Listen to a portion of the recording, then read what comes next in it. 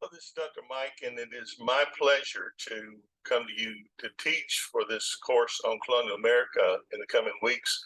And I want just to share a little bit of my heart and my understandings that I hope to convey to you as we study through colonial America, which is a very interesting period of our history. I've spent my life studying this, especially American religious history and the settlements. And there are certain things that happen in history in that we tend to get this myopic view when we study American early religion, is that we only study the Puritans and the Pilgrims and not the rest of the country. Or the same way is true with the Revolutionary War. We study what happened in the North. We fail to study what happened in the South. And so I hope to bring a little bit of a balance to our studies here as we look at these very important topics and discuss the different peoples and what they brought with them to the New World and how that affected them. Keep in mind, please, that these were British subjects. They spoke probably with a British accent, if you would. They are British through and through for the most part before others groups started coming and mixing, and they opened the doors to immigration to all kinds of people from around the world and all kinds of religious groups. So don't just take that short-term view that everybody was Puritan, that they were like the Pilgrims, that they dressed in funky gray clothes and everything was dark and not very shiny. There's a lot of diversity in early America. We had Muslims here from the earliest time. We had Jewish people here from the earliest time. Uh, they were never in, Christians were never in a majority in the New World. Because when you take for granted the fact that the Native Americans would have all been outside of Christianity by just majority of numbers, they would have been the predominant force. And of course, their forms of religion, animism, and other things were always in the dominance. The closest that the settlers or the Europeans living here ever came to being in a Christian majority would have been at probably at the end of the First Great Awakening. And so there's a lot of different things going on in the North American continent. The Spanish are the first to get here. They are going to dominate Central and South America, come in contact with the Aztecs and the Incas and the Mayans, and they find a great amount of gold and silver, which they transpose back to Spain, making Spain the most powerful nation of its day. Spain was also the enforcer of the Catholic Church and used that money to try to force countries in Europe that had become Protestant back into the Catholic fold, which invariably failed and left them poor. But the English the French come, of course, and the English. Each of these three groups have a different way of approaching Native Americans. If you read Columbus's journals, his first impressions of Native Americans were not very positive. He said they were naked because they didn't wear European clothes. They were godless because he didn't see a Bible or a cross. And he said they're kind of dumb. They'll make good servants and we can dominate them, which they did. And they converted them to Christianity at the end of the sword and then worked them to death in the gold and silver mines working for Spain. The French, on the other hand, came and they were looking for a way around North America. Columbus, by the way, came here 3 different times and served as a governor one of those times and never realized he wasn't in India. That's where the name Indian came from, one of those unfortunate labels that get stuck on people that you can never get off. The French came looking for a way around America down the St. Lawrence River, got into the fur trade, and the fur trade, of course, is going to cause this revolutionary change in Europe in the way of fashions, beaver hats and animal furs, and all these things became this predominant business climate. And the French, by the way, were the only of all the Europeans that had any kind of understanding of the Native Americans and tried to reach them at their own level. English came late. There were reasons for that. That's where we will primarily center our studies during the coming weeks, is on the English in North America. But realize that the Puritans and the Pilgrims, who were two distinctly different groups of Christians, were primarily there first, but there was a settlement at Virginia, which preceded them, where the Pilgrims were headed when they got blown off course and ended up in Massachusetts. And then there's going to be early settlements in 1600s in Carolina, which was the designation for the land that is now encompasses Georgia, North and South Carolina. Each of these have different sensibilities. They have different marketing plans.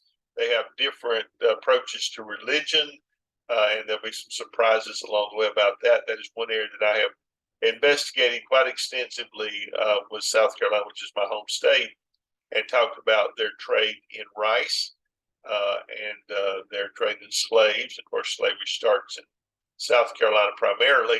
The slave trade does, and so there's a lot of things to be considered. So this is quite an interesting term, and I hope to be able to engage you in the discussion boards and please read the materials. We have really great materials.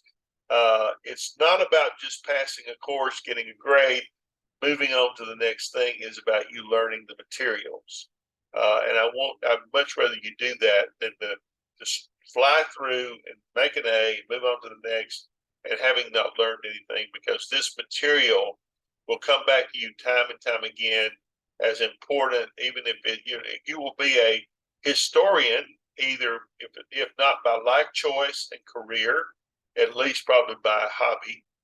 You will have an interest as you travel up and down the east coast of the United States, seeing different sites, and it would be nice to have a little bit of good understanding of what was involved in that history. And you see a marker on the road. I have two markers. I live at Calabash, North Carolina, just above Myrtle Beach. There are two markers of interest. One is down the street from me, where George Whitefield, the famous preacher, came on his way up and down the coast to raise money for the orphanage he was building in Georgia, and he spent the night at this tavern. And it has a note there about how unhappy the people were that the preacher was in town, or they wanted to dance, frolic, and drink, and he kind of upset their plans.